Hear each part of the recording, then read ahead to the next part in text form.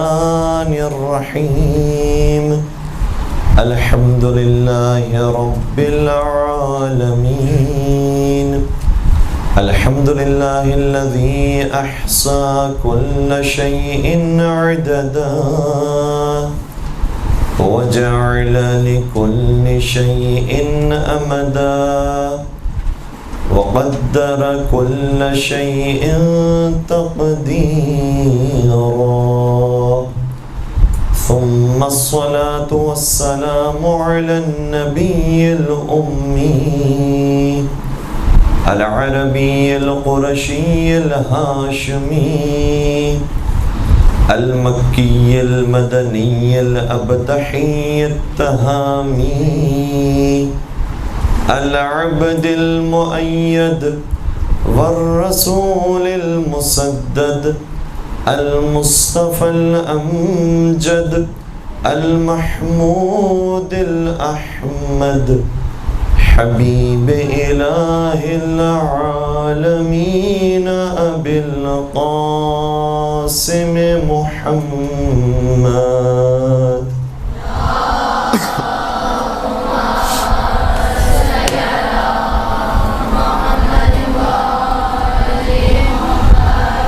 وعلى أهل بيته الطيبين الطاهرين المعصومين المظلومين الذين أذهب الله عنهم الرجس وطهرهم تطهيرا.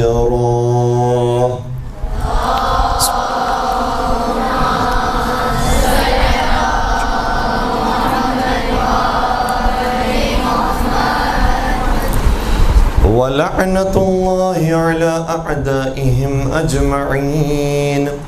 أما بعد فقد قال الله تبارك وتعالى في محكم كتابه المجيد وفرقانه الحميد بسم الله الرحمن الرحيم ولا تصل على أحد منهم مات أبدا ولا تقم على قبره إنهم كفروا بالله ورسوله وماتوا وهم فاسقون. درود پڑھ دیجئے محمد وآل.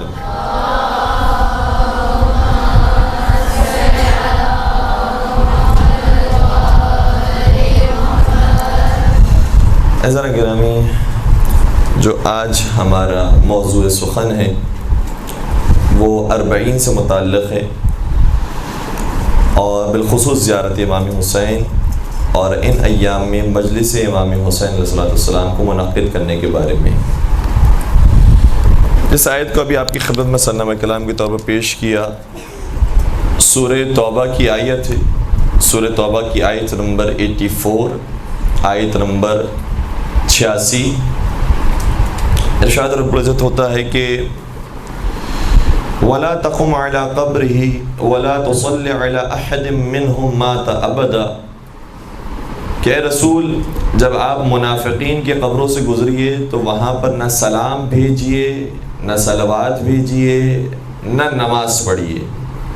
یہ میں نے اتنے سارے ترجمے کیوں بیان کیے جبکہ لفظ ایک استعمال ہوا ہے وَلَا تُصَلِّ عَلَىٰ أَحَدٍ مِّنْهُمْ.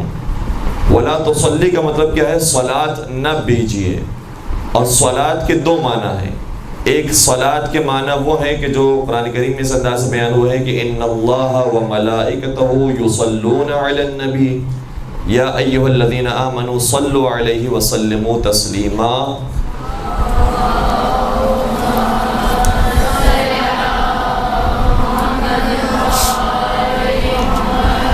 اور اسی طریقے سے قرآن کریم میں جا بجا آیا ہے کہ اقیم الصلاۃ اقم الصلاۃ یقیمون الصلاۃ. تو وہاں پر جو صلاح کا لفظ استعمال ہوا ہے اس سے مراد نماز ہے. تو دو مقامات پر خود قرآن کریم نے مختلف انداز سے صلاۃ کے لفظ کو استعمال کیا ہے. ایک کا مطلب رحمت اور سلامتی جو نبی اکرم کے لیے مخصوص قرار دی گئی ہے اس آیت کے اندر. البتہ پھر باقی آیات کے اندر دیگر افراد پر بھی درود و سلام بھیجا گیا ہے. تو ایک مطلب درود و سلام ہے صلاۃ کا، دوسرا مطلب صلاۃ کا نماز ہے. اس لیے یہاں پر دونوں طرح کے ترجمے کیے گئے ہیں کہ اے رسول جب آپ منافقین کے قبروں کے پاس سے گزریے تو وَلَا تُصَلِّ عَلَىٰ أَحَدٍ مِّنْهُمْ، ان کے قبر پر نہ نماز پڑھیے نہ ان پر درود و سلام بھیجیے. مَاتَ أَبَدًا، یہ لوگ وہ ہیں کہ جو مر چکے ہیں. اچھا، ابدا کے لیے بھی مختلف ترکیبیں بیان کی گئی ہیں. یہاں پر جو عربی سمجھنے جاننے والے افراد موجود ہیں وہ مجھ سے زیادہ بہتر جانتے ہیں کہ ابدا ایک طرح سے تمیز ہے لا تصلی کے لیے بھی، اور بعض افراد نے اس کو ماتا کے لیے بھی تمیز قرار دیا ہے. لیکن جو بھی اس کا ترجمہ ہو، اتنا یقینی ہے کہ منافقین وہ ہیں کہ جن کی قبروں پر جا کر اپنا درود بھیجیے نہ نماز پڑھیے، کیونکہ یہ مر چکے ہیں. ماتا، انہیں موت آ چکی ہے. اور اسی آیت کے اندر دوبارہ سے لفظ استعمال ہوا ماتو وہم فاسقون، یہ مر چکے ہیں جبکہ فسق و فجور کی حالت میں دنیا سے رخصت ہوئے. عجیب بات یہ ہے کہ وہ قرآن جو منافقین کے بارے میں کہہ رہا ہے کہ یہ مر گئے ہیں، یہ مردہ ہو چکے ہیں، وہی قرآن جب رائے خدا میں شہداء کا ذکر کرتا ہے تو کیا کہتا ہے؟ وَلَا تَحْسَبَنَّ الَّذِينَ قُتِلُوا فِي سَبِيلِ اللَّهِ أَمْوَاتًا بَلْ أَحْيَاءٌ عِندَ رَبِّهِمْ يُرْزَقُونَ. خبرداری خیال نہ کرنا کہ جو لوگ رائے خدا میں قتل کر دیے گئے ہیں، شہید کر دیے گئے ہیں، وہ مردہ ہیں. بل احیاء، بلکہ وہ زندہ ہیں. توجہ ہے، بات پہنچ رہی ہے؟ ایک باوزہ بلند درود پڑھ دیے گا محمد و عالم. سوری، یہاں پر کوئی صاحب پانی ذرا سا بھر دیجیے گا. تو ایک آیت میں قرآن کریم نے منافقین کے بارے میں بیان کیا کہ یہ مر چکے ہیں، انہیں موت آ چکی ہے، یہ مردہ ہو گئے ہیں. لیکن وہی قرآن شہداء کے بارے میں بیان کرتا ہے بل احیاء، شہداء زندہ ہیں، وہ مردہ نہیں ہیں. اس کے بعد قرآن کریم نے منافقین کے بارے ہی میں مزید آگے بیان کیا، اور گویا رسول اکرم سے خطاب ہو رہا ہے. لیکن امام جعفر صادق علیہ السلام ارشاد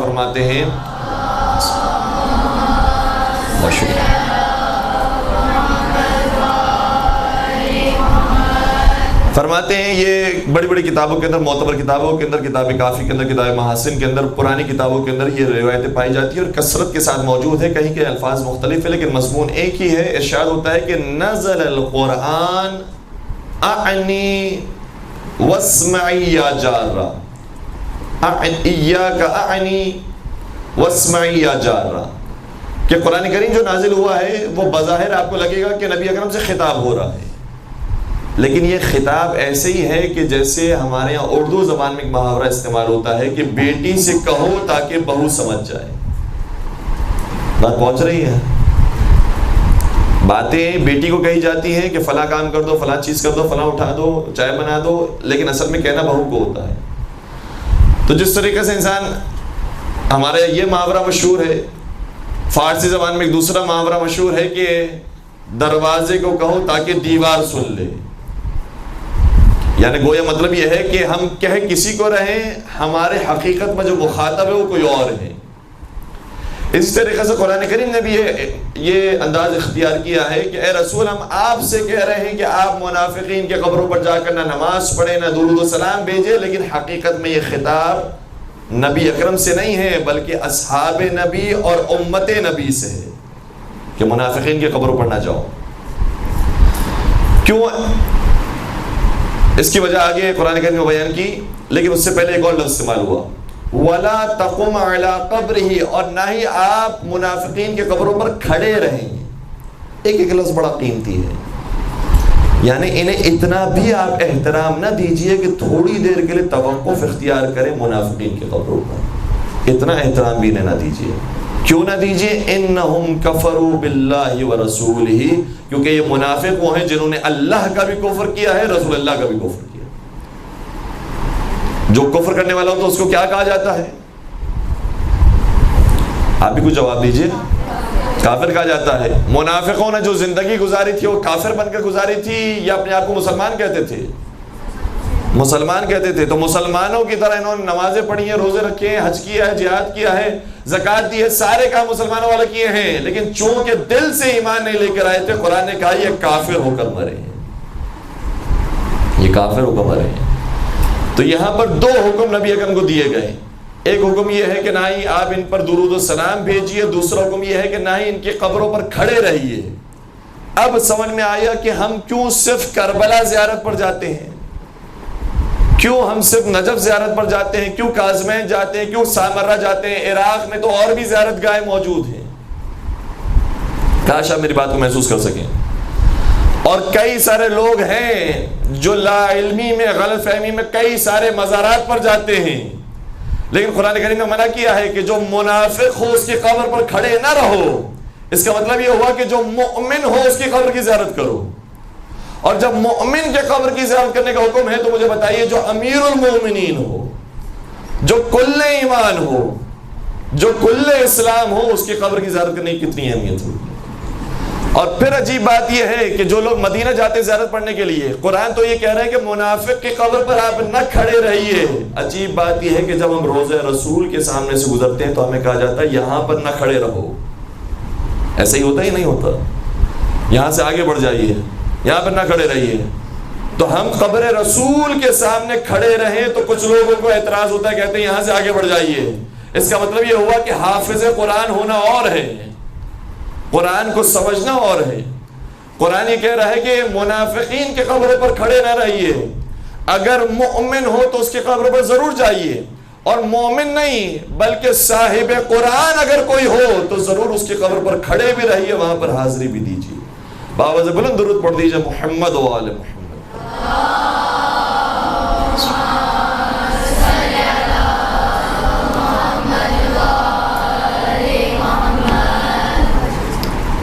تو ہم اس لیے جاتے ہیں قرآن زیارات پر کیونکہ قرآن کریم نے حکم دیا ہے، اور نبی اکرم کا طریقہ یہ رہتا تھا کہ ہر ایک کی قبر پر جاتے تھے، سلام اور صلوات بھیجا کرتے تھے یا نماز پڑھا کرتے تھے اور کچھ دیر کے لیے توقف اختیار کرتے تھے۔ یہ اخلاق نبی میں شامل تھا۔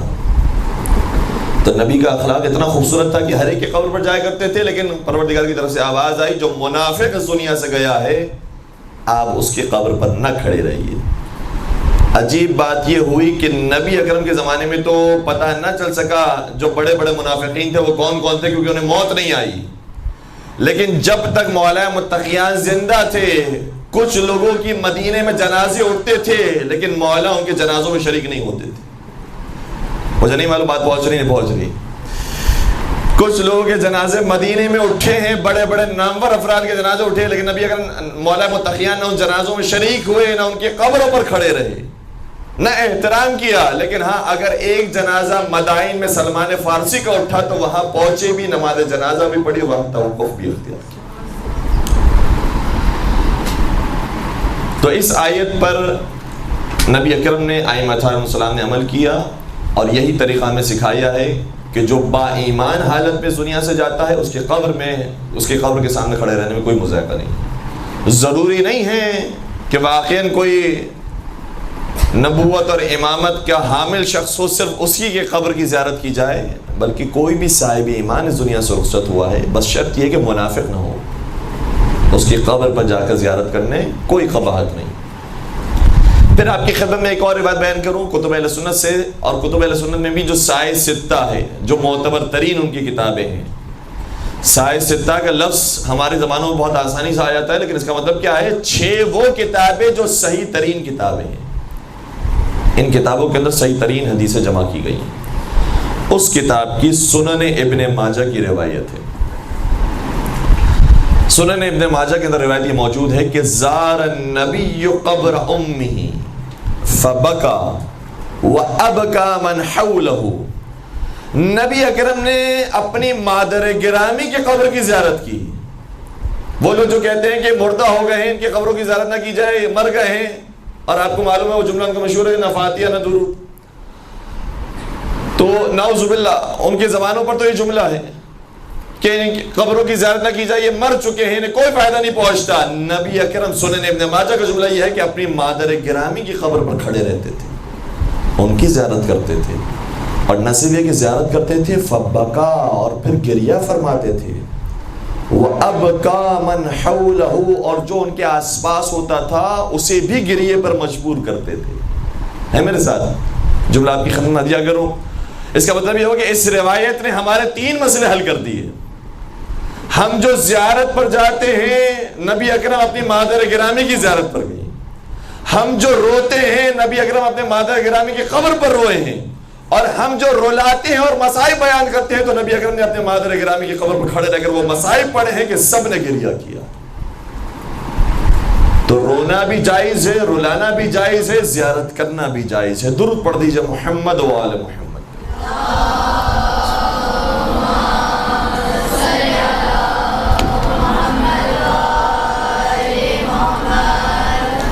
اور ایک اور سوال ہمارا ان برادران سے ہوگا جو کہتے ہیں کہ نبی تو نبی ہوئے تھے 40 سال کے بعد، یہی کہتے ہیں مشہور ان کی بات.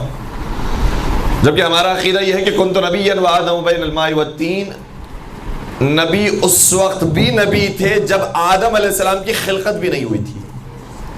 جب وہ پانی اور مٹی کے درمیان تھے اس وقت سے وہ نبی تھے، وہ نور تھے. بلکہ مولا حسین کی زیارت میں ہم پڑھتے ہیں اشہد ان قد کنت نورا فی الاصلاب الشامخہ والارحام مطہرہ، کہ مولا حسین میں گواہی دیتا ہوں کہ آپ نور تھے پاک و پاکیزہ اصلاب کے اندر، پاک و مطہر ارحام کے اندر آپ نور تھے. آپ کا وجود تھا، آپ کی خلقت ہو چکی تھی. تو ہمارا عقیدہ تو یہ ہے کہ نبی پیدا ہوتے ہی نبی ہوتے ہیں، لیکن اعلان نبوت انہوں نے 40 سال کی عمر میں فرمایا. سوال ان افراد سے جو کہتے ہیں کہ نبی 40 سال کے بعد نبی بنے تھے، تو پہلا سوال تو یہ ہوگا کہ اس سے پہلے تک وہ کس دین پر تھے. اور اگر کہیں کہ کسی بھی دین پر نہیں تھے تو معاملہ اور خراب ہو جائے گا. اگر کہیں کہ دین ابراہیمی پر تھے، دین حضرت عیسیٰ پر تھے، پھر بھی کوئی بات ٹھیک سمجھ میں آتی ہے. لیکن اگر کہیں کہ نہیں، جس طریقے سے باقی نعوذ باللہ بت پرست تھے، نعوذ باللہ نعوذ باللہ، تو پھر معاملہ تو بہت زیادہ خراب ہے. کیونکہ روایت کا جملہ یہ ہے کہ نبی نے اپنی مادر گرامی کی قبر کی زیارت کی ہے. جب وہ نبی کو نبی نہیں مان رہے ہیں، نبی کو مسلمان نہیں مان رہے ہیں، تو ان کی مادر گرامی کے بارے میں ان کو کیا نظریہ ہوگا؟ ہے میرے ساتھ بات سمجھ میں آ رہی ہے؟ ان کی مادر گرامی کے بارے میں ان کا کیا نظریہ ہوگا؟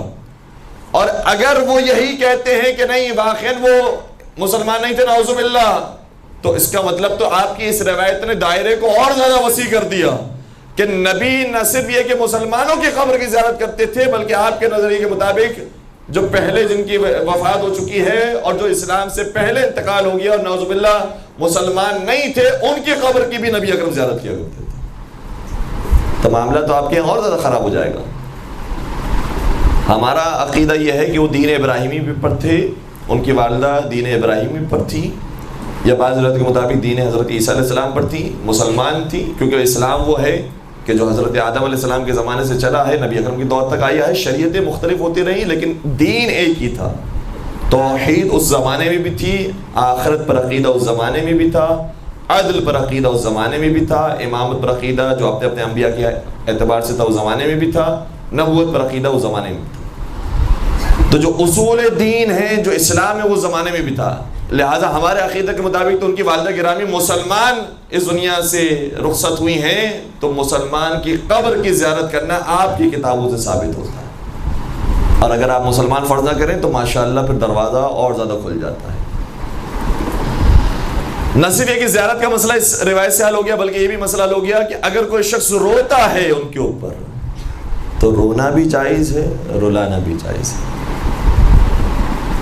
جب ان کی مادر گرامی پر رونا رلانا جائز ہے، جبکہ ان کا بدن صحیح و سالم تھا جب وہ اس دنیا سے رخصت ہوئی، کوئی انہیں تکلیف نہیں پہنچائی گئی، شہید نہیں کیا گیا، قتل نہیں کیا گیا، تو وہ حسین کے جو 3 دن کے بھوکے پیاسے مارے گئے ہیں، جو اپنے وطن میں بھی مارے جا سکتے تھے لیکن نانا کے مدینے کو بچانے کی خاطر، قبر رسول کے احترام کی خاطر، مکہ کے احترام کی خاطر وہ کربلا کے دشت میں جا کر شہید کیے گئے.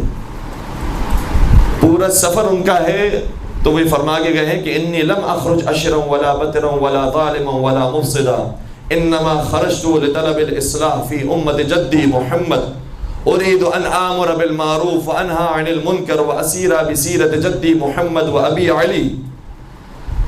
فرماتے میرا جو پورا یہ سفر ہے وہ امر بالمعروف کا سفر ہے، نہیں المنکر کا سفر ہے. میں دین اسلام کی خاطر نکلا ہوں، نانا کی امت کی اصلاح کرنے کے لیے نکلا ہوں. تو جو اصلاح امت کے لیے اپنا وطن چھوڑے، اپنی اولاد کو ساتھ لے لے، اپنے گھر والوں کو ساتھ لے لے، اس کے بعد مکہ کی سرزمین کو بھی چھوڑے، پھر 3 دن کا بھوکا پیاسا نہ صرف خود ذبح کیا جائے بلکہ ان کی اولاد کو بھی ذبح کر دیا جائے، ان کے اہل حرم کو بھی مخت و چادر کر دیا جائے، کیا حق نہیں بنتا کہ ان کا بھی گریہ کیا جائے؟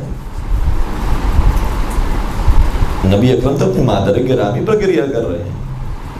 اس کا مطلب یہ ہوا کہ جو بھی جلیل القدر شخصیت اس دنیا سے رخصت ہو اس پر رونا بھی جائز ہے اور رلانا بھی جائز ہے۔ ایک درود پڑھ دیجیے گا محمد و آل محمد۔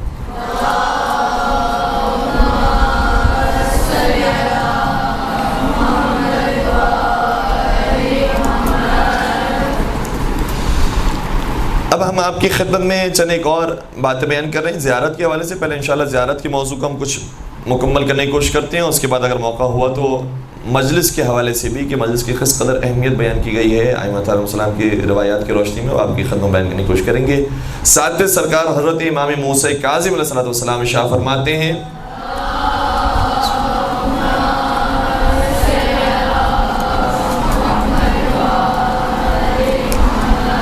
کامل الزیارات کی روایت ہے، معتبر ترین کتابوں کے اندر اس کا نام شامل ہے، ابن قولوی کی لکھی ہوئی کتاب، جن کی مرقد، جن کا مزار، جن کی قبر حرم حضرت کاظمین کے اندر موجود ہے، شیخ مفید کے ساتھ، چونکہ شیخ مفید کے استاد تھے یہ،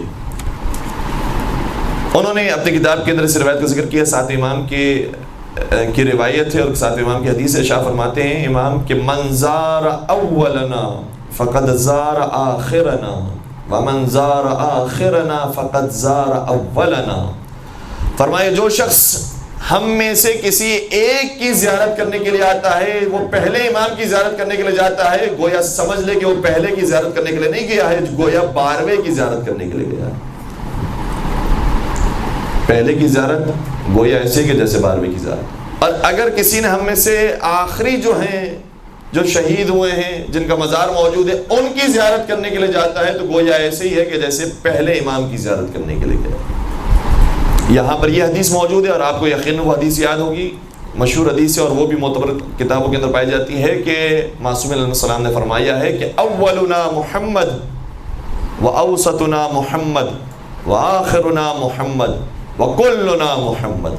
ہمارا پہلا بھی محمد ہے، ہمارا درمیانی محمد ہے، ہمارا آخری بھی محمد ہے، ہم سب کے سب محمد ہے یہ حدیث۔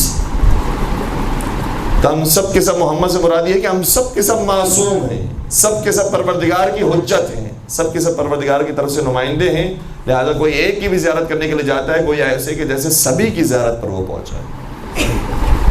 تو مولا حسین کی زیارت کرنے کے لیے انسان جائے یا کسی بھی امام کی، امام رضا علیہ السلام کی زیارت کرنے کے لیے انسان جائے تو کوئی ایسے ہی کہ جیسے باقی ائمہ کی بھی زیارت اس نے حاصل کر لی۔ اس کے بعد کربلا کے سفر کے لیے جو روایات آئی ہیں وہ بڑی عجیب و غریب ہیں اور بہترین روایات ہیں، اور اس قدر تاکید بیان کی گئی ہے کہ کربلا کی زیارت انسان کرے کہ کسی اور کی زیارت کے بارے میں اس قدر تاکید بیان نہیں کی۔ ایک روایت یہ ہے جس میں چھٹے سرکار حضرت امام جعفر صادق علیہ السلام سے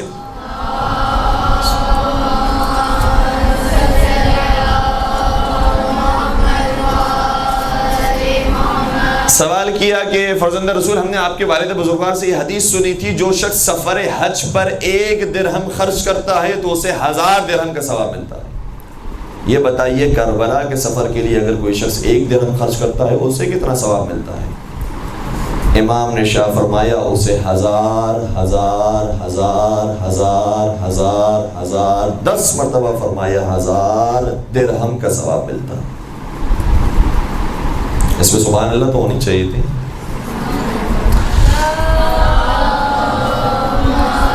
صلی علی محمد وآل محمد وعجل فرجهم۔ 1 درہم ہم خرچ کرتے ہیں اور واقعی یہ کریم گھرانہ ہے، یہ تو ہندوؤں کے اوپر، کافروں کے اوپر، غیر مسلموں کے اوپر اتنا کرم کرتے ہیں، تو اگر چاہنے والا ان کے راستے میں 1 درہم خرچ کرے، چاہنے والا کچھ مال خرچ کرتا ہے، چاہے عزاداری پر خرچ کرتا ہے، چاہے زیارت پر خرچ کرتا ہے، کوئی بھی کام ان کے نام سے کرتا ہے اور ان کے نام کو زندہ رکھتا ہے، واقعاً وہ اس کا جبران ضرور کرتے ہیں۔ حل جزاء الاحسان الا الاحسان، یہ تو سب کے لیے آیا ہے، سارے انسانوں کو یہ پیغام ہے تو وہ جن کی شان میں قرآن اترا ہو، وہ جن کے گھر میں قرآن اترا ہو، وہ اس آیت پر کیسے عمل کرتے ہوں گے؟ کہ کسی نے ہم پر احسان کیا ہو تو ضرور اس احسان کا بدلہ عطا کرے۔ تو ایک درہم اگر کوئی خرچ کرتا ہے کربلا کی زیارت پہ تو اسے 10 مرتبہ ملٹیپلائی کر لیجئے، ہزار کو۔ اب نہیں معلوم کہ اس میں یہاں پر ملٹیپلائی کا سائن لگے گا یا پلس کا سائن لگے گا، لیکن اتنا ضرور ہے کہ بہت بڑی تعداد میں اس کو درہموں کا ثواب ملنے والا ہے اگر وہ صرف 1 درہم خرچ کرتا ہے۔ اس کے علاوہ بعض دفعہ لوگ یہ ذہن میں سوال بھی آتا ہے اور پوچھتے بھی ہیں کہ اگر ہم صرف زیارت پڑھ لیں، نماز نہ پڑھیں تو کیا زیارت کا ثواب مل جاتا ہے؟ جی ہاں، بالکل مراجی نے بیان فرمایا ہے کہ زیارت کا ثواب مل جاتا ہے اگر صرف انسان نے زیارت پڑھی ہو، نماز نہ پڑھی ہو۔ لیکن اگر نماز پڑھ لیں گے تو مکمل زیارت کا ثواب ہوگا، بہت زیادہ ثواب ہوگا۔ اور کتنا زیادہ ثواب ہوگا وہ سنیے، چھٹے سرکار حضرت امام جعفر صادق علیہ السلام ارشاد فرماتے ہیں،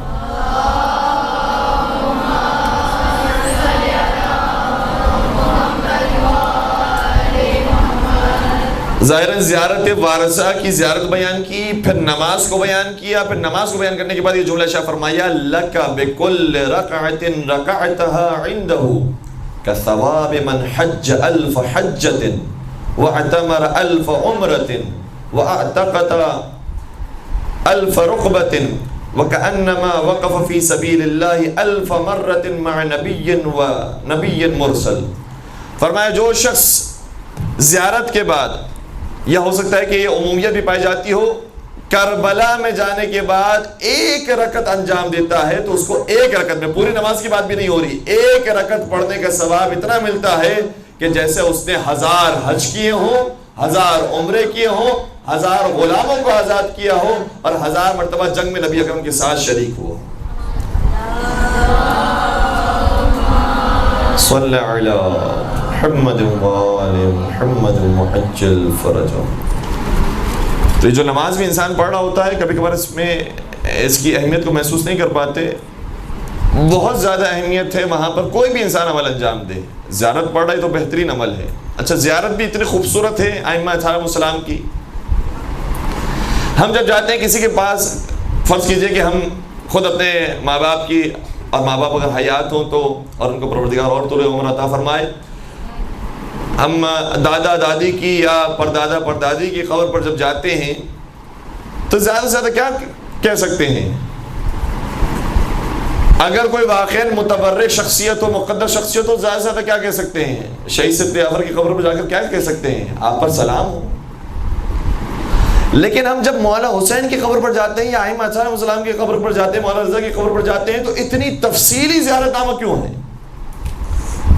حقیقت یہ ہے کہ تفصیلی زیارت نامہ صرف سلام نہیں ہے، بلکہ ہمیں پورا درس امامت دیا جا رہا ہے۔ تم سمجھو کس امام کے در پر آئے ہو، وہ امام ہے جو وارث آدم بھی ہے، وہ امام ہے جو وارث نوح بھی ہے، وہ امام ہے جو وارث ابراہیم ہے، وہ امام ہے جو وارث موسیٰ ہے، وہ امام ہے جو وارث عیسیٰ ہے، وہ امام ہے جو وارث ختم مرتبت ہے۔ پورا درس امامت دیا جا رہا ہے، یعنی ہم جس امام کو ماننے والے ہیں یا اسی سلسلے سے ہیں جس سلسلے سے آدم علیہ السلام آئے تھے۔ جس طرح سے خدا نے آدم علیہ السلام کو اس زمین میں خلیفہ بنایا ہے، نبی بنایا تھا، اسی طریقے سے یہ ہستیاں وہ ہیں جو خلیفہ بنائی گئی، خلیفۃ اللہ بنایا گیا ہے، انہیں امام بنایا گیا ہے، حجت بنایا گیا۔ اور اس کے بعد بھی آگے جا کر ہم ایک ایک چیز بڑی قیمتی ہے۔ دیکھیں قرآن کریم میں 2 آیتیں ہیں۔ ایک آیت کے اندر بیان کیا گیا ہے کہ اگر منافقین کو حکومت مل جائے گی تو وہ کیا کریں گے۔ دوسری آیت میں بیان کیا گیا ہے کہ اگر مومنین کو حکومت ملے گی تو کیا کریں گے۔ سورہ محمد کی آیت ہے، ارشاد ہوتا ہے منافقین کے بارے میں، اگر منافقین کو حکومت مل جائے گی تو کیا کریں گے۔ فَهَلْ عَسَيْتُمْ إِن تَوَلَّيْتُمْ أَن تُفْسِدُوا فِي الْأَرْضِ وَتُقَطِّعُوا أَرْحَامَكُمْ اولئک الذین لعنهم اللہ فاصمهم واعمی ابصارهم۔ اے مسلمانوں، کیا تمہیں یہ امید نہیں ہے کہ اگر منافقین کو حکومت مل جائے گی تو یہ کیا کام کریں گے؟ ان تفسدوا فی الارض، زمین میں فساد برپا کریں گے، وتقطعوا ارحامکم، یہ قطع رحمی سے کام لیں گے۔ اولئک الذین لعنهم اللہ، ایسے منافقین پر اللہ کی لعنت نازل۔ صحیح ہے، قرآن کریم نے ایک مقام پر بیان کر دیا، اگر انہیں حکومت مل جائے گی تو زمین میں فساد برپا کریں گے، اگر مومنین کو حکومت ملے گی تو کیا کریں گے؟ قرآن کریم میں بیان کیا الذین ان مکناہم فی الارض، اگر مومنین کو زمین کے اندر حکومت مل جائے تو اقاموا الصلاۃ وآتوا الزکاۃ وامروا بالمعروف ونہوا عن المنکر، تو یہ نماز کو قائم کریں گے، زکوٰۃ کو ادا کریں گے، امر بالمعروف کریں گے، نہیں عن المنکر کریں گے۔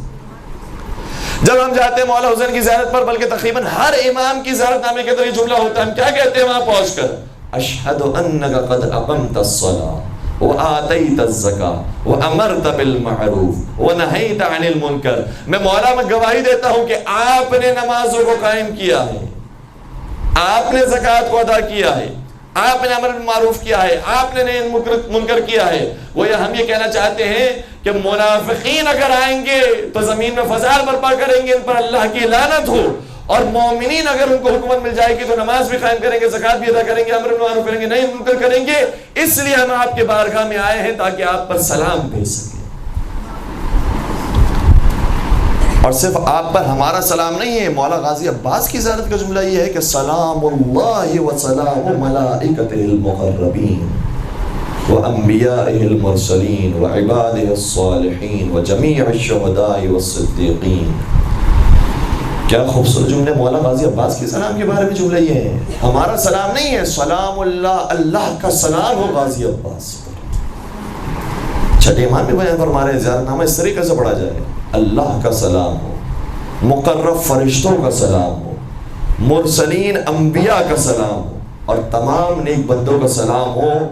کس کے اوپر؟ علیک یا ابن امیر المومنین، علی کے علی بیٹے حضرت عباس رضا کے اوپر۔ درود پڑھ دیجیے گا مولا غازی عباس کے نام پر۔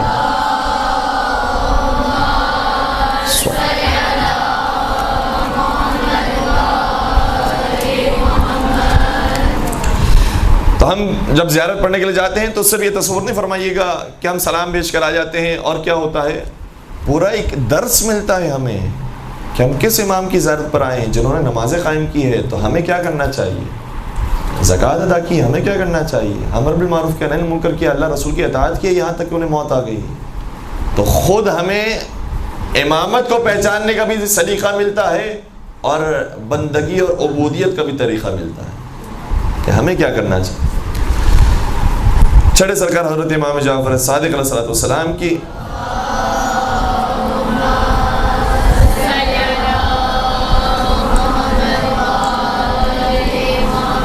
کچھ وہ حدیث میں آپ کی خدمت میں جلدی پیش کر رہا ہوں کہ جس میں امام نے شاہ فرمایا ہے کہ کتنی مرتبہ کربلا کی زیارت پر جائے کرو۔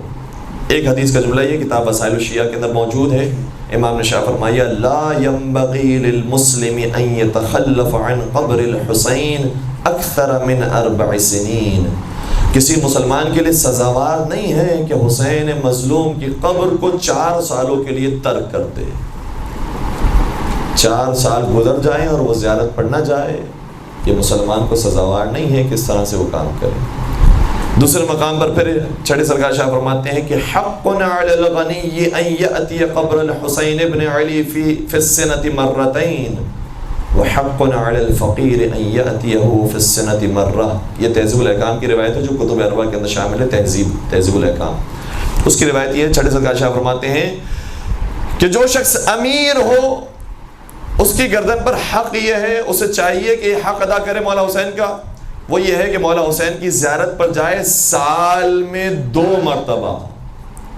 فی السنة مرتين، سال میں 2 مرتبہ، وحق علی الفقیر، اور جو شخص غریب اور نادار ہے اس کی گردن پر حق یہ ہے کہ وہ سال میں کم از کم 1 مرتبہ جائے۔ اب یہ 40 کے ایام ہے، اس لیے میں یہ حدیث بالخصوص آپ کو بیان کر رہا ہوں، اور 40 کے بارے میں انشاءاللہ اور بھی باتیں آئیں گی کہ 40 کو ہم کیوں مناتے ہیں۔ 8ویں سرکار حضرت امام علی رضا علیہ السلام بھی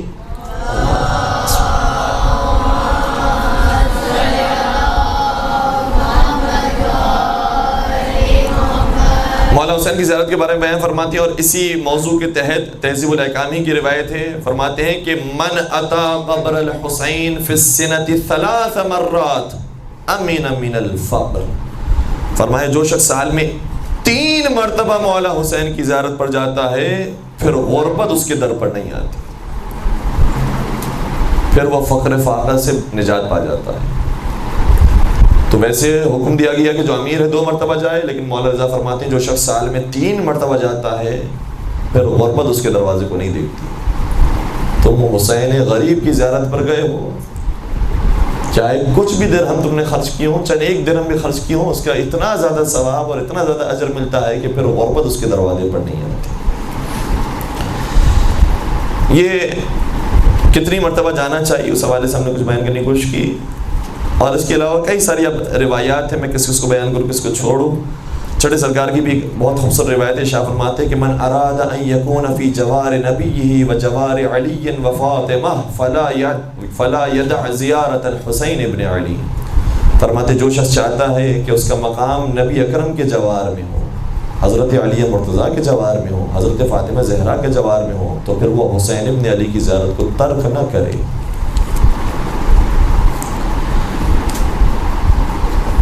یہ عجیب روایت ہے اور واقعاً دل ہلا دینے والی روایت ہے، چھٹے سرکار ہی کی روایت ہے۔ فرماتے ہیں کہ ان فاطمہ بنت محمد تحضر لزوار قبر ابن الحسین فتستغفر لهم ذنوبهم، کامل زیارت کی روایت ہے۔ فرماتے ہیں کہ جو شخص حسین ابن علی کی زیارت پر جاتا ہے تو بنت رسول فاطمہ زہرا اس کا استقبال کرتی ہے۔ تحضر لزوار قبر ابن الحسین، اپنے بیٹے حسین کے زائرین کی زیارت، اور ان کے لیے حاضر ہوتی ہیں حضرت سیدہ کائنات خاتون جنت، اور پھر وہ ان کے گناہوں پر استغفار فرماتی ہیں۔ تو جتنا ہو سکے انسان کوشش کر کے زیارت پر جانے کی کوشش کرے، اور یہ زیارت کا سفر ایسا ہے کہ جو انسان کی زندگی کے سفر کو بھی تبدیل کر دیتا ہے۔ کتنے لوگ ایسے ہیں کہ جو 40 کے جب سفر پر گئے ہیں پھر ان کو پتہ چلا کہ ہمیں زندگی کیسے گزارنی ہے۔ جب ایسے جمع غفیر کے اندر عشق کو دیکھا، محبت کو دیکھا، تو پھر پتہ چلا کہ ہمارا معیار کیا ہے، ہم کس لیول پر ہیں۔ علماء نے یہی بیان فرمایا ہے جب انسان گھر کے اندر نماز پڑھا ہوتا ہے تو نماز پھر بھی ہو جاتی ہے، واجب ادا ہو جاتا ہے، لیکن جب مسجد میں جاتا ہے نماز پڑھنے کے لیے تو دیکھتا ہے دیکھو وہ مجھ سے بہتر نماز پڑھ رہا ہے، وہ مجھ سے بہتر نماز پڑھ رہا ہے، وہ فلاں مجھ سے زیادہ سجدے کر رہا ہے، زیادہ نمازیں پڑھ رہا ہے۔ پھر پتہ چلتا ہے کہ ہمارا اپنا معیار کیا ہے۔ جب انسان 40 کے سیلاب میں جاتا ہے تو پتہ چلتا ہے کہ میرا معیار کیا ہے، میں 313 کے اندر کہاں پر کھڑا ہوں، شامل ہوں 313 کے اندر یا 3 لاکھ کے اندر موجود ہوں یا ان کے اندر بھی نام نہیں ہے۔ اس سفر میں جا کے پتہ چلتا ہے کہ خود میرا معیار زمانے کے امام کی نظروں میں کیا ہوگا۔ انشاءاللہ زمانے کے امام ہمارے اوپر کرم فرمائے، اور انشاءاللہ ان کے نظر کرم کے صدقے میں ہم ان کے جانثاروں میں شامل ہو سکیں۔ ایک ان کے لیے باواز بلند درود پڑھ دیجیے گا، محمد و آل محمد۔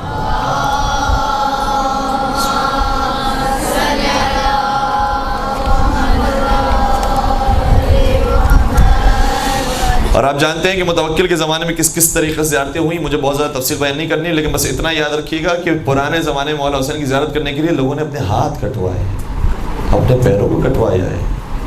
انسان ذرا سی تکلیف ہو جاتی ہے تو خود بخود زبان پہ شکایت کے جملے آ جاتے ہیں، اور بڑا افسوس ہوتا ہے کہ ہم کس کے در پر جا کر شکایت کر رہے ہیں۔ وہ جنہوں نے اپنا گلا کٹوا دیا، اگر تھوڑا سا زخم لگ گیا ہے، کوئی پھانس چھپ گئی ہے، پیروں میں ورم آ گیا ہے، ہم کس کے در پر جا کے شکایت بیان کریں؟ اگر خدا نہ خواستہ شکوے کا انداز ہو تو، ورنہ شکر کا انداز ہو تو کیا ہی بات ہے کہ جنہوں نے تو 3 دن کی بھوک و پیاس برداشت کر لی اور اتنے زخم سہے ہیں کہ زخموں کو شمار کرنے والے شمار نہیں کر سکے، اور جب بدن کے زخموں کو شمار نہیں کر سکے تو روح پر لگنے والے زخموں کو کون شمار کرے گا؟ تو جاتے تھے زائرین زیارت کرنے کے لیے متوکل عباسی کے زمانے میں بالخصوص۔ اچھا، 40 کی زیارت کے بارے میں کیوں اس قدر تاکید بیان کی گئی ہے؟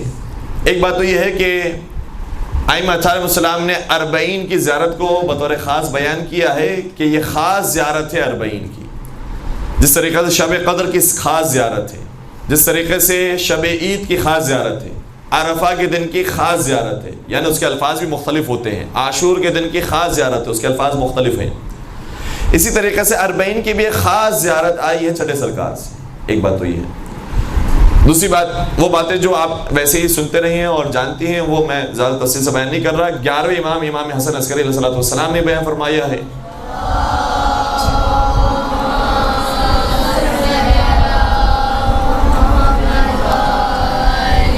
کہ مومن کی 5 علامات ہے، اس میں سے ایک زیارت الاربعین، 40 کی زیارت ہے مومن کی علامات میں سے۔ ایک اور بات یہ ہے کہ وہ قافلہ جنہوں نے اپنے مردوں کا ماتم نہیں کیا تھا، اپنے اولادوں کا ماتم نہیں کیا تھا، اپنے بھائی کا ماتم نہیں کیا تھا، وہ قافلہ بھی 40 کے دن آیا مولا حسین کی زیارت کرنے کے لیے۔ پھر چوتھی بات یہ ہے کہ جابر بن عبداللہ انصاری ان کے بارے میں بعض روایتیں کہتی ہیں کہ وہ سب سے پہلے زائر ہیں مولا حسین کی قبر کے، نابینا زائر ہیں، لیکن اس کے لیے آنکھوں کا بینا ہونا ضروری نہیں ہے جتنا دل کا بینا ہونا ضروری ہے۔ وہ زیارت کرنے کے لیے آئے تو 40 کا دن تھا، اس لیے زیارت ہو رہی۔ لیکن اس کے علاوہ بھی کچھ اور روایات ہیں جس سے پتہ چلتا ہے کہ ہمیں 40 کو منانا چاہیے۔ 40 دن جو گزرے ہیں مولا حسین کے اوپر وہ معمولی دن نہیں ہیں جو یہ 40 کے دن گزر رہے ہیں۔ چھٹے سرکار حضرت امام جعفر صادق علیہ الصلوۃ والسلام ارشاد فرماتے ہیں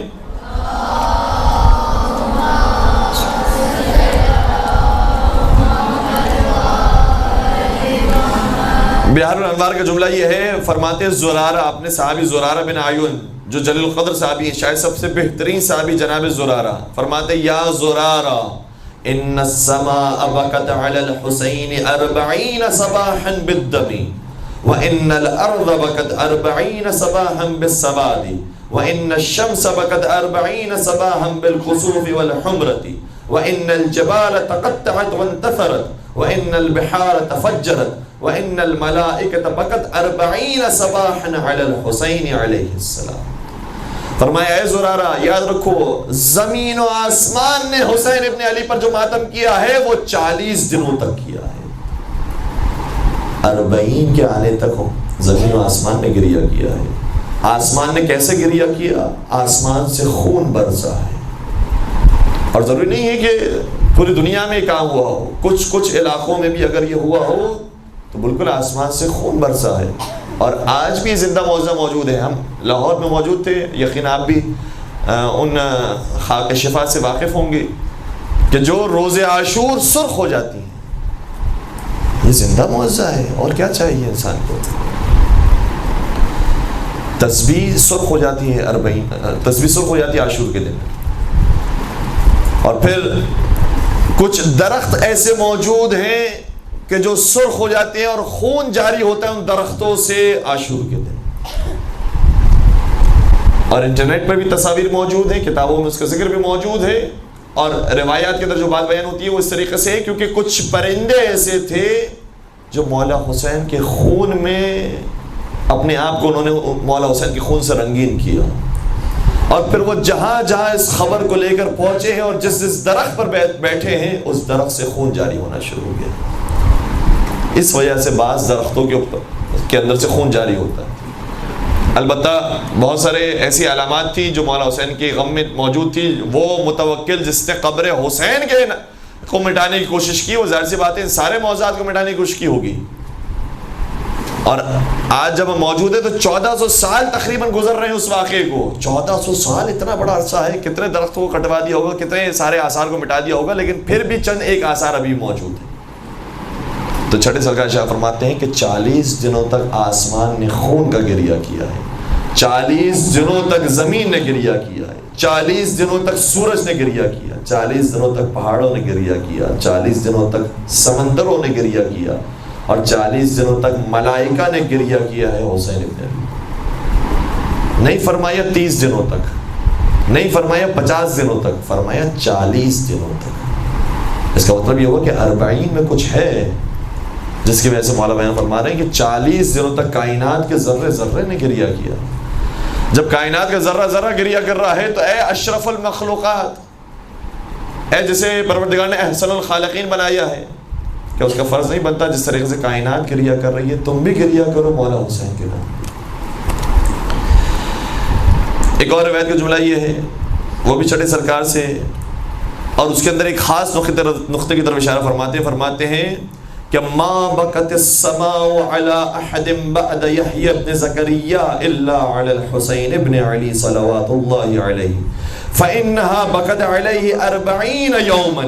یہاں پر بھی وہی لفظ، فرمایا یحییٰ ابن زکریا کے مصائب پر بھی زمین و آسمان نے 40 دنوں تک گریہ کیا تھا، اور اس کے بعد زمین و آسمان نے کسی کے اوپر 40 دنوں تک گریہ نہیں کیا سوائے حسین ابن علی کے۔ اب اس سے یہ بھی پتہ چلتا ہے کہ ہم کیوں انبیاء کا یا کیوں باقی ائموں کا 40واں نہیں بناتے، کیوں 40 دوسروں کا نہیں بناتے، کیونکہ روایتوں میں آیا ہے کہ صرف مولا حسین پر زمین و آسمان نے 40 دنوں تک گریہ کیا ہے۔ اللہ، یہ کائنات ہے جو 40 دنوں تک گریہ کر رہی ہے، اور وہ فرزند حسین بیمار کربلا تھے جنہوں نے 40 سال تک گریہ کیا، جب تک زندہ رہے تب تک گریہ کیا۔ تو جناب یحییٰ ابن زکریا پر بھی 40 دنوں تک گریہ ہوا، مولا حسین پر بھی 40 دنوں تک گریہ ہوا۔ اچھا، بہت ساری اتفاقی بات یہ ہے کہ مناسبتیں ملتی ہیں جناب یحییٰ کی مولا حسین کے ساتھ۔ اگر ہیں میرے ساتھ تو میں کچھ مناسبتوں کو بیان کروں۔ چوتھے سرکار بیان فرماتے ہیں کہ ما نزل منزلا ولا ارتحلن منه الا وذكر يحيى ابن زكريا۔ فرمایا کہ ہم سفر کربلا میں مدینہ سے لے کر کربلا تک کسی بھی منزل پر ہم نے ٹھہراؤ نہیں کیا ہے مگر یہ کہ ہمارے بابا مولا حسین نے یحییٰ ابن زکریا کو یاد کیا۔ مختلف مقامات پر حضرت یحییٰ کو یاد کرتے تھے، گویا یحییٰ کا پیغام، یحییٰ کے اوپر جو مصائب آئے ہیں وہ خود بھی یاد کیا کرتے۔ میں آپ کی خدمت میں شہادت کے بعد میں مناسبت بیان کروں گا۔ پہلے ایک عجیب بات یہ بھی، روایت کا جملہ یہ ہے کہ 6 ماہ کے اندر مولا حسین کی ولادت ہوئی ہے، تو 6 ماہ ہی کے اندر حضرت یحییٰ کی بھی ولادت ہوئی تھی۔ حضرت حسین کا نام بھی اس سے پہلے کسی کے بچے کا نہیں رکھا گیا تھا، اور عربوں میں نام معروف نہیں تھا۔ اسی طریقے سے یحییٰ وہ نام تھا جو کبھی اس سے پہلے نہیں رکھا گیا تھا۔ اور پھر شہادت کی اگر مناسبتیں دیکھیں تو جس طریقے سے آقا حسین کے سر اقدس کو تن سے جدا کیا گیا، جناب یحییٰ کے بھی سر اقدس کو تن سے جدا کیا گیا۔ آپ کو معلوم ہے ان کا مزار شام میں موجود ہے، حضرت یحییٰ کے مزار، حضرت یحییٰ کے سر اقدس کو بھی تن سے جدا کیا گیا۔ پھر عجیب بات یہ ہے کہ جس طریقے سے سر حسین نے کلام کیا تھا، اسی طریقے سے سر یحییٰ ابن زکریا نے بھی کلام کیا تھا۔ وہ الگ بات ہے کہ مولا حسین نے جو کلام کیا تھا وہ آیات قرآنی سنائی تھی، لیکن حضرت یحییٰ کا کلام اپنے وقت کے بادشاہ کے سامنے تھا۔ پھر تیسری بات یہ کہ حضرت مولا حسین کا سر اقدس بھی تن سے جو جدا کیا گیا وہ کربلا میں جدا کیا، لیکن یہ سر کبھی کوفہ جاتا ہے تحفے کے طور پر پیش ہونے کے لیے، کبھی شام جاتا ہے ہدیے کے طور پر پیش ہونے کے۔ اللہ اکبر۔ اور سر یحییٰ ابن زکریا بھی وہ تھا جو اس زمانے کی بدکار عورت جس کی وجہ سے کام ہوا اس کے سامنے پیش کیا گیا، اس کو تحفے کے طور پر دیا گیا۔ تو کئی ساری مناسبتیں حضرت یحییٰ اور مولا حسین کے درمیان پائی جاتی ہیں، لیکن اتنا ضرور ہے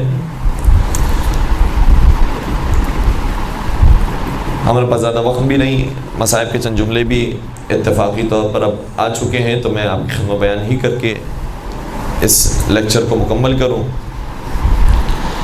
کہ یحییٰ ابن زکریا آپ کے ساتھ بھی بڑا ظلم ہوا، سر اقدس کو تن سے جدا کیا گیا، بدکار عورت کے سامنے پیش کیا گیا، لیکن اتنا تو ہے کہ جب آپ کے سر اقدس کو تن سے جدا کیا جا رہا تھا تو آپ کی بیٹیاں دیکھنے والی نہیں تھیں، آپ کی بہنیں موجود رہی تھیں، لیکن سلام ہو حسین مظلوم پر، نشیب میں ذبح ہو رہے تھے اور تل زینبیہ پر کھڑی بہن دیکھ رہی تھی۔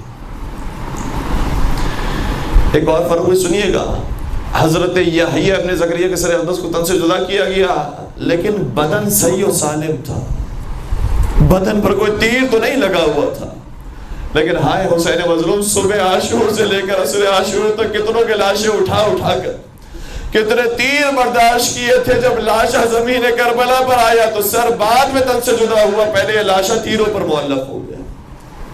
اللہ اکبر۔ اور سنیں گے اے یحییٰ ابن زکریا، جب آپ کے سر اقدس کو تن سے جدا کیا جا رہا تھا تو آپ کو 3 دن کا پیاسا تو نہیں رکھا تھا۔ سلام اس حسین پر جس کی گردن پر جب خنجر پھر رہا تھا تو خشک حلق تھا جس پر وہ خنجر چل رہا تھا۔ اللہ اکبر، اور صاحب کے سر اقدس کو بھی تش میں پیش کیا گیا، ضرور پیش کیا گیا، بدکاروں کے سامنے پیش کیا گیا، لیکن میں قربان ہو جاؤں سر حسین پر۔ جب تشت ابن زیاد میں آتا ہے اور تشت یزید میں آتا ہے تو صرف پیش نہیں کیا جاتا تشت کے اندر، بلکہ یہ ملعون چھڑی اٹھاتے ہیں اور چھڑی اٹھانے کے بعد لبہائے مبارک مولا حسین پر مارتے، دندان مبارک مولا حسین پر مارتے ہیں۔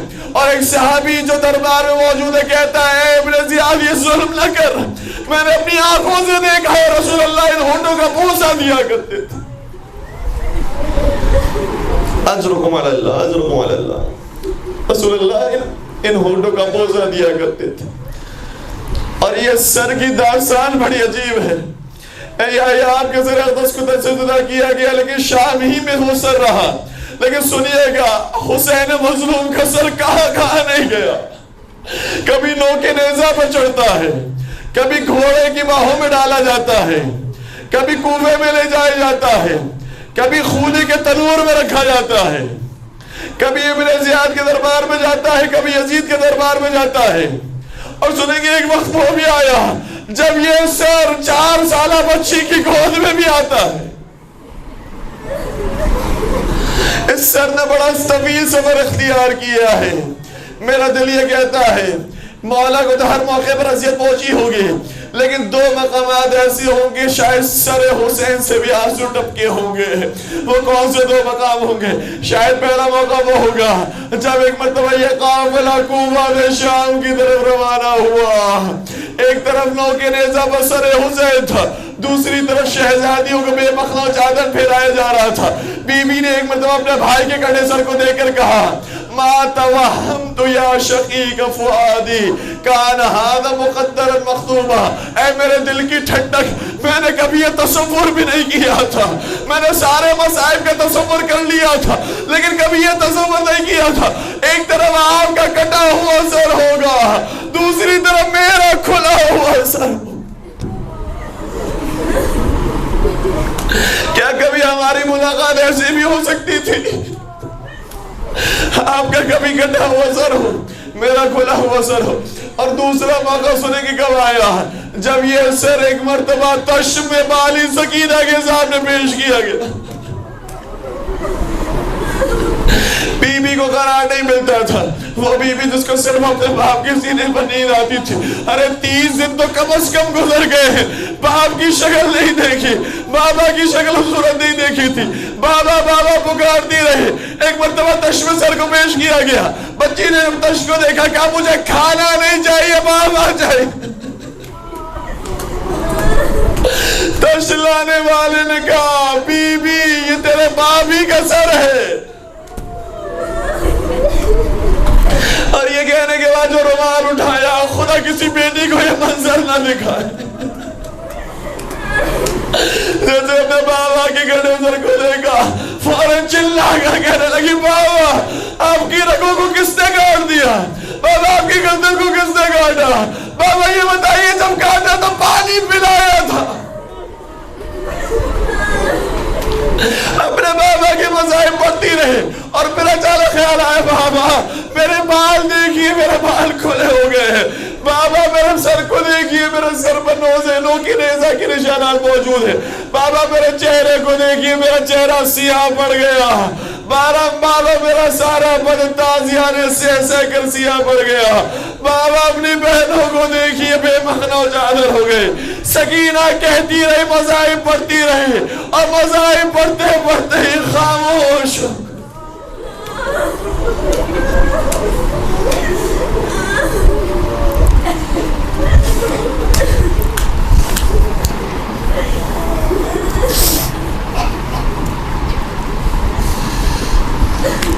اجرکم علی اللہ، ماشاءاللہ آپ نے مصائب مولا حسین کو سنا، سر حسین کے مصائب کو سنا، آپ نے سنا ہے تو گریہ کیا، اس بیٹی نے دیکھا ہے۔